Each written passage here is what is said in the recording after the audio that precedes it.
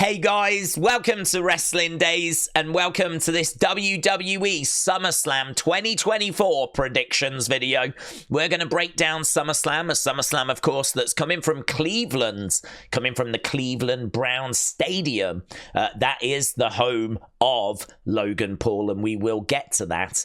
Jelly Roll is also providing the themes, and I think he's playing live, but I don't know what he's doing. I know one of his tracks is called Liar, which has got Wyatt 6 fans very excited because Uncle Howdy doesn't like liars, but I don't think Uncle Howdy is going to be attacking Jelly Roll, so I don't think we need to get too carried away there.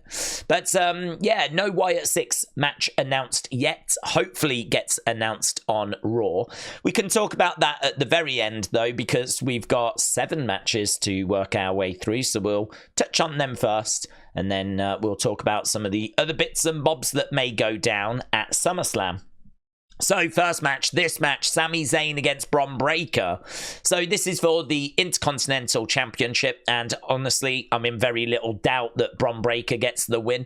I think these two faced before, and Sami said that Bron had underestimated him, even said that to his face afterwards. And this time, I think Bron won't make that mistake. I don't think he'll underestimate Sami. And I really think Sami needs to be free for the potential Bloodline versus Bloodline feud that's going to be happening. So I could see Sami dropping the title here, going off to do all of that, and then that means that we can start building up a big new superstar, that superstar Bron Breakker, who is rumored to be having a very big 2025. Don't know if that means world title at some point, but it could do. So maybe a good hearty run with the IC title now makes a lot of sense. So I've got Bron Breakker picking up the victory. Then we've got this match, Logan Paul in Cleveland, taking on LA Knight, defending his United States Championship. So Logan, US champion, belt on the line, I think new champion. This is the person I thought that would beat Logan at WrestleMania. I thought that LA Knight would be the one. They didn't do that match at WrestleMania, and I was quite surprised, actually. I really thought that LA Knight was going to get that opportunity, but they didn't do that match. They've done it here at SummerSlam. They've done it in Cleveland as well, which I think is fun because, of course, this is where Logan's from, so his friends, his family.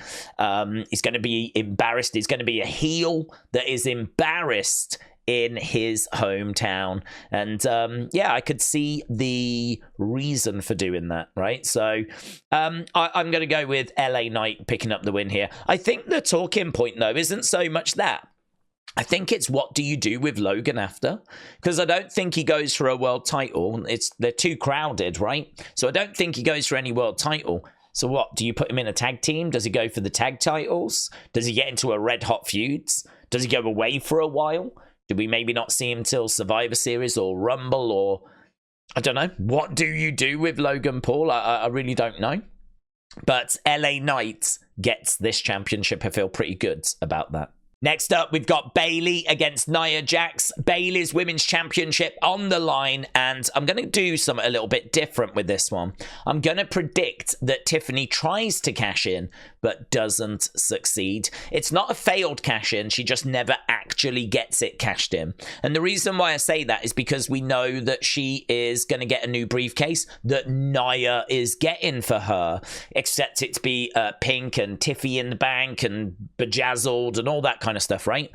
Well, I don't think she gets that till Friday, and then she's really going to cash it in on the Saturday, like 24 hours later. I mean, we know WWE, they love money. They're going to want to sell as many of them briefcases as they can, so it doesn't make sense for her to cash it in after just 24 hours. So I think she's going to carry that briefcase. So don't you think it would be a really good story if Nia wins this championship in a shock victory, and then Tiffany has got the briefcase Nia gave her, and then she's got to figure out, when do I cash in on my friend? When? And then you could have some really awkward moments, lots of little looks and like, no, I wasn't going to do it. I wasn't going to cash in. No, I would never do that to you, Nia. I would never do that to you. I kind of feel like there's a really good story there. So I just don't think Bayley should lose the title now. I don't think her run has really got going, but because of that story, I'm going to say Nia wins. Maybe, I don't know, maybe we do the rematch at Bash in Berlin and Nia wins there. I just feel like Bayley's reign has not really got going, but that story is so good with Nia and Tiffany and I'm going to say Nia wins, but you can tell I don't feel great about it. Then we've got this. This is Liv Morgan against Rhea Ripley. And again, nice and simple. Liv retains. Rhea Ripley is not going to lose clean, though. It's going to be because of Dirty Dom, right? It's going to be because of Dirty Dom. But is it intentional or unintentional, right? I don't know if Dom is going to cost Rhea and then he's going to be like, oh my God, I didn't mean it. Or does he cost Rhea and then laugh and walk away with Liv? I think it's going to be unintentional. I think he's going to be pleading with Rhea. And the reason why I say that is because I think it's going to be revealed that Finn and Liv have been working together. This is something that's been mentioned in our live streams during our community, that they did get out the car together months ago. Finn and Liv could be the ones that have been basically planning this all along.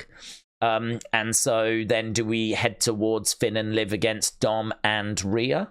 So I'm going to say that Dom is the one that costs Rhea, but I don't think he does it on purpose.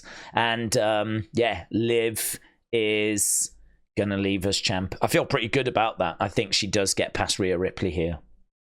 Then we've got this match, and I really like this match, but I hate Seth being the ref because I just think he's going to be involved and he's going to be a big distraction. I think Punk should win. I don't know that he does, but I think he should.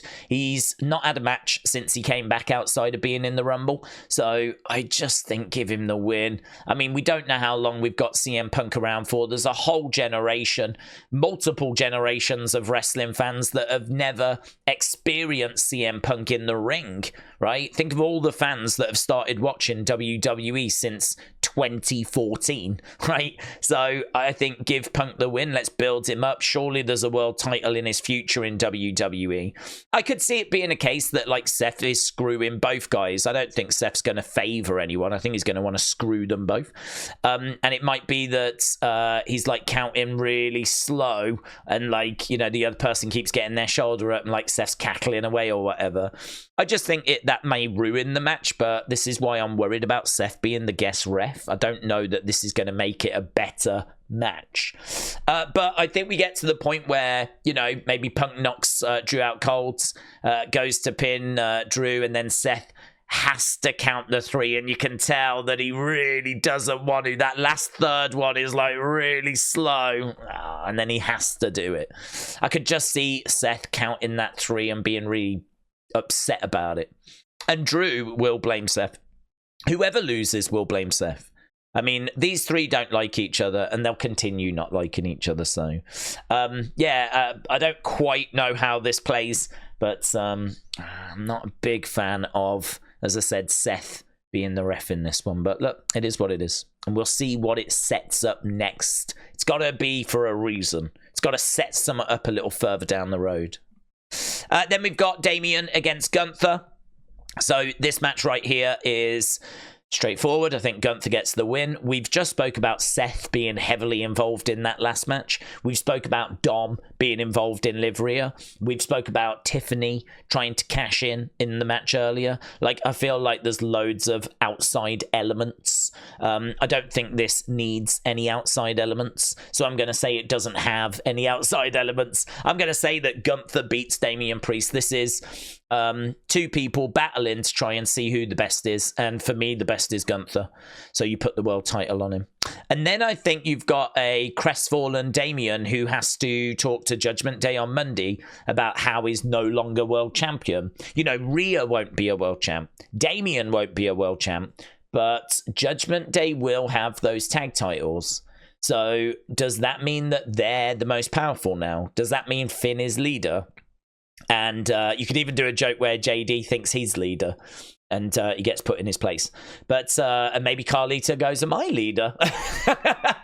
But either way, we go with a power struggle. And I really think that Judgment Day breakup is on the way. But I've thought that for a while, to be honest. But yeah, Gunther gets the win. Then, of course, we got Solo Sikoa against Cody Rhodes. I think this is easy in that Cody retains. I think Solo looks amazing. I think Roman comes back, and obviously we've got Roman that we can put on screen as well. I mean, I don't think this is revolutionary, predicting that Roman's coming back at SummerSlam, but I suppose it's how. And it's going to be a bloodline beatdown. I don't know if it's during the match. I don't know if the ref's down and then they start beating down on Cody, and it looks like he's about to lose the belt. I may go that way, actually. Ref gets knocked down. Solo is beating up on Cody. In comes Tamatonga. In comes Tongaloa. In comes Jacob. Maybe down comes Kevin Owens. Down comes Randy Orton. But it's not enough. The numbers are just with the bloodline. It's 4 on 3. And so they need someone else. And then you get Heyman. Ladies and gentlemen, my name. And then here comes Roman. Roman starts coming down to be that 4th person for Cody. Cody, Kevin, Randy. He's not really doing it for them. It's not really about them. It's not that he's wanting Cody to retain. It's that he doesn't want Solo to win it. His problem is with the bloodline. So you could imagine all 4 of them standing up, kind of Cody and Randy and Kevin, like looking at Roman and all looking a little bit confused. But yeah, it's one of those, the enemy of my enemy is my friend. So he's kind of on their side as they, like, you know, big brawl. And at the end, you know, Cody hits Crossroads and gets the win on Solo. So something along those lines. I know people will be like, what about Jimmy? Well, if we don't have Randy or we don't have Kevin, then of course we can have Jimmy instead. You just bring him out first. And then you bring out Roman. But the other thing is you could save Jimmy. Jimmy is a nice surprise for a SmackDown or Bash in Berlin or something like that. Like, every show needs surprises. Every show needs moments. You don't have to bring both back here. So, yeah, I don't mind that. I don't mind waiting on Jimmy, but he could come back if needed. Then we've got the Wyatt Six. So I think there's a chance that the Wyatt Six actually compete at SummerSlam as the Wyatt Six. I don't know that Howdy competes, or maybe we just leave like Rowan out of it and it's like Huskus, Mercy and Howdy. I don't know quite what the combination would be, but really, if you think about this group, they've been brought together because they've been overlooked and undervalued and underappreciated. It would be a bit strange for Howdy to go, guys, I got this, right? The whole point of this group is so that they now get their opportunities. This is a massive opportunity. So a lot of people are saying Uncle Howdy against Chad, but for the reasons that I just gave, I don't think you go that way. I think you do Wyatt Six against Alpha Academy. So I would go that way personally. I would have Howdy on the outside of the ring, maybe in a rocking chair, which would be pretty sick. A lot of people would enjoy that. Little callback to Bray, of course. If you have Ivy Nile on the other team, then you could have Nikki involved as well. So that would be a great way of getting Nikki into the match. So yeah, you know, lots of opportunity here. No doubt who wins this, though. It would be the Wyatt Six or whoever is representing the Wyatt Six. You don't give this team a loss in their first match. That ain't how you're going to build this group, yeah? Hopefully it's just cool, it's badass, it's got some really nice moments in it, and people come away from it like really satisfied, because I think the in-ring is going to really need to deliver. The in-ring needs to make sure that it grabs attention, you know, so in a good way, so that this isn't all just razzmatazz and then when the bell rings it's all a bit flat. So if we do get this match, fingers crossed they absolutely smash it in the ring, yeah? Alexa is the other thing I wanted to talk about, and I'm really confused on Alexa. Tom Colicue is saying that it's looking likely she'll be back on a Raw or a SmackDown and not SummerSlam. And to be honest, right now, I would have to agree there's nothing teasing Alexa coming back. If Alexa was on her way back, and certainly on her way back and joining this group, I would have expected something a bit Nightbird-esque, like, you know, some mystery person in the background, or someone getting involved in stuff and it's none of these, or like, you know, them talking about how she's coming. Something like this, she's on the way. We haven't had any of that. We haven't had any of that. So much so, I'm even wondering, is she going to come back as the goddess? Could she come back as the goddess or some sort of version of herself and talk about how she's missed the fans and she's a mom now and all of this? And then Nikki starts paying her visits. You know, she could be herself for a while and then join the Wyatt Six a little further down the road. We know that 1A was separate. So I still feel like Alexa joins this group, but it doesn't have to be from the very beginning. She could go and do some other stuff first. So I don't know. I'm looking at it wondering, does she come back on Friday? Does she come back on Monday? I mean, I don't know that she comes back at SummerSlam, but I feel like it's going to be around this time. I feel like it's going to be like soon, really soon. But I don't know that it is Saturday. I don't know that it's Saturday. And to be honest, I think everything we've spoke about with outside interference and returns and all this kind of stuff, I think that's enough, really. I'm not expecting Hikuleo. Certainly not expecting Motor City Machine Guns. I mean, I think they go to NXT. I don't think they go straight to the main roster. I'm not expecting TNA stars. I'm not expecting that. I'm not expecting Julia. Of course, we know she's going to NXT. Stephanie Vacour, she's going to NXT. I don't know. Yeah, I feel like the names people are talking about is Roman, Jimmy, Alexa. And so I'd be expecting those, you know, as we said, Alexa, Raw, SmackDown. Jimmy, maybe a Raw SmackDown. Roman, definitely at SummerSlam. Feel good about that. And to be honest, I think that would be fine. I mean, all of that would be absolutely fine.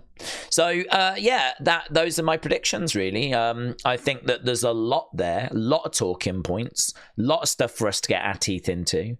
And it would be really cool if we were to see AJ Lee, but I don't expect to see AJ Lee. That's another name I've seen be mentioned. We keep thinking she'll be at the Rumble. She wasn't. She'll be at WrestleMania. She wasn't. I'm kind of at the point now where, I don't know, I'll believe it when I see it.